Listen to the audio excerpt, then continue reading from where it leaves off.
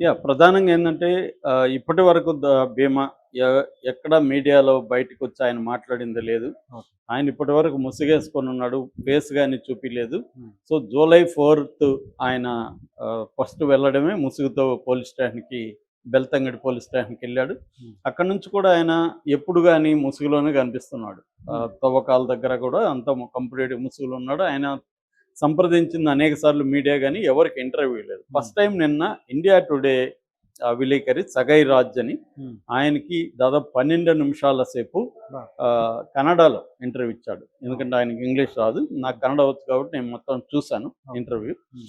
So, ఆయన దాదాపు 10 ప్రశ్నలకి ఆయన సమాధానం చెప్పాడు. ఈ హ్మ్. జర్నలిస్టు 10 ప్రశ్నలు వరకు అడిగాడు ఆయన్ని. హ్మ్. అది అందరికీ ఉన్న డౌట్‌లని ఈ జర్నలిస్ట్ అడిగాడు. హ్మ్. సో, ఆయన 10 ప్రశ్నలకు కూడా సమాధానం చెప్పాడు. ఇది సంచలనంగా మారింది. ఎందుకంటే అందులో ప్రధానంగా ఆయన ఫస్ట్ చెప్పిందేందంటే, ఇప్పటి వరకు ఈయన అడిగిన ప్రశ్న ఏందంటే, ఇప్పటి వరకు మీరు మొత్తం 13 మార్క్ చేసి 13 సైట్లు అయిపోయింది. 14, 15, 16 కూడా లేటెస్ట్‌గా మార్క్ చేశారు. హ్మ్. ఏదేమైనా 13 తవ్వకాల్లో ఓన్లీ 2 చోట్ల మాత్రమే 6వ ప్లేస్‌లో, 11 11 ఏ హ్మ్. ప్లేస్‌లో. హ్మ్. ఈ 2 ప్లేసుల్లో మాత్రమే ఎముకలు దొరికాయి. మిగతా ఎక్కడ దొరకలేదు గదా! హ్మ్.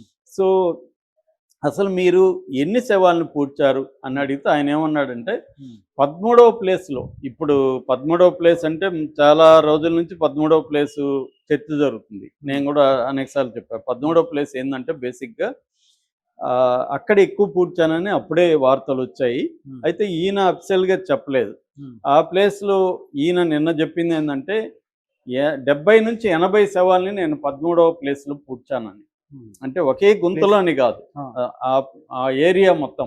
ఓకే. ఆ ఏరియాలో ఎక్కువ పూడ్చాడు. ఓకే. ఆ ఏరియాలో దాదాపు 70-80 శవాల్ని పూడ్చానని స్వయంగా భీమానే మీడియాతో ఫస్ట్ టైమ్ చెప్పాడు. ఓకే. ఇప్పటివరకంతా గూడా గెస్ వర్కే. హ్మ్. ఎవరు గూడా సిట్ గాని అనౌన్స్ చేయలేదు. భీమా గూడా చెప్పలేదు మీడియాకి. హ్మ్. మనం ఇప్పటివరకు మాట్లాడుకున్నవన్నీ గూడా లోకల్‌గా అక్కడ ఉన్న మీడియా రకరకాల ప్రచ పద్ధతులు, ప్రచారాలు రకరకాల బయటకొచ్చింది. సోర్సెస్ ఉంటాయి గాబట్టి, ఆ సోర్సెస్ బయటకొచ్చింది. ద్వారా కలెక్ట్ చేసింది. ఓకే. డైరెక్ట్‌గా భీమానే వ్యక్తి పబ్లిక్‌గా ఆయన మీడియాకి. చెప్పి ఆయన నోటి వెంట వచ్చిందేందంటే, నేను 70, 80 అంటే అనేది ఆయన మాట్లాడిన. అంటే 70, 80 ఆ! శవాల్ని నేను ఒకే ఇక్కడ చోట. పూడ్చాను హ్మ్. అనేది చెప్తున్నాడాయన. సో, అది తవ్వడం గూడా కష్టంగా 4, 5 రోజుల నుంచి ఇదే పనిలో ఉన్నారు. హ్మ్. యాక్చువల్‌గా మంగళవారం ఈ జీపీఆర్ అనేది వచ్చింది. గ్రౌండ్ పెనిట్రేటింగ్ రాడార్ అనేది హ్మ్. ఒక డ్రోన్‌కి కట్టి దాన్ని ల్యాండ్ మీద తిప్పుతారనమాట. అది హ్మ్. ఎలక్ట్రోమాగ్నెటిక్ సిగ్నల్స్‌ని లోపలికి పంపించి సబ్ సర్ఫేస్‌లో హ్మ్. 1 మీటర్ నుంచి 100 మీటర్ల లోతుకు కూడా ఎళ్ళగలదది. దాంట్లో మట్టి గాకుండా ఇంకేమన్నా ఎలిమెంట్స్ ఉంటే దాన్ని డీటెయిల్స్ అది అందిస్తుంది. అలాగా ట్రై చేశారు. దాంతో పాటు 2 ఎర్త్ రిమూవర్‌లని తీసుకొచ్చి హ్మ్. దాదాపు 18 ఫీట్ లోతు, 32 ఫీటు పొడుగు, 25 ఫీటు వెడల్పుతో గుంతల్ని తవ్వి చూసారనమాట. తవ్వి చూస్తే కనబడట్లేదు ఎక్కడ. హ్మ్. హ్మ్. ఈయనేమో నేను ఆ ప్లేస్‌లోనే 80 శవాలను పూడ్చాననేది ఫస్ట్ పాయింట్‌కి సమాధానం చెప్పారు. రెండోది ఈ పూడ్చమని మీకెవరు చెప్పారు? హ్మ్. ఈ శవాలు ఇట్లా మీకెవరు అందజేశారు? ఎవరు పూడ్చమని చెప్పారంటే ఆయన హ్మ్. క్లియర్‌గా మాహితీ కచేరీ అని చెప్పాడు. మాహితీ కచేరీ అంటే ఇన్ఫర్మేషన్ ఆఫీస్ అన్నమాట. కచేరీ అంటే ఆఫీసు, మాహితి అంటే హ్మ్. ఆహ్, వార్త. ఇన్ఫర్మేషన్. ఓకే. ఆహ్, వార్తా డిపార్ట్‌మెంట్. అంటే ఓకే. PR network.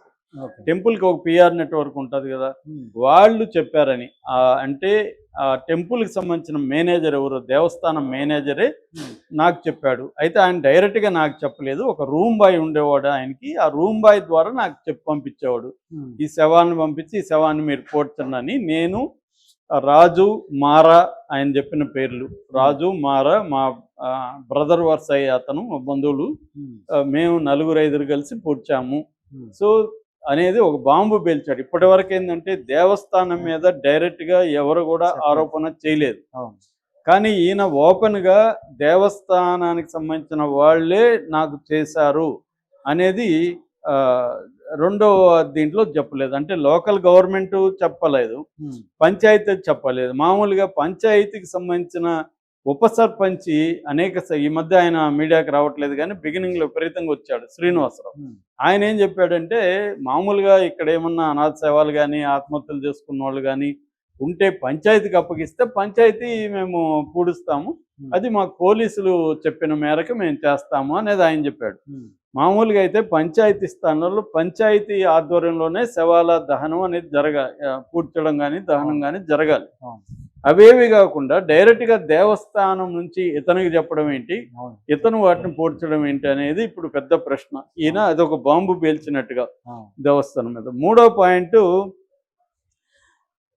ఎక్కడ అంటే శ్మశానాల్లో ఎందుకు పూడ్చలేదు, వేరే చోట్ల ఎక్కడెక్కడ పూడ్చారని అడిగాడు ఆయన విలేకరి. శ్మశానాలు నేను పూడ్చలేదు, వాళ్ళు ఎక్కడ పూడ్చమంటే అక్కడ పూడ్చాను, ఇది నా నిర్ణయం కాదు, ఎక్కడ పూడ్చాలనేది నేను డిసైడ్ చేయలేదు, వాళ్ళే చెప్పేవాళ్ళు పలానా చోట పూడ్చు, కొన్నేమో ఇక్కడ పూడ్చమనేవాళ్ళు, కొన్నేమో అడవి లోపల పూడ్చమనేవాడు, కొన్నేమో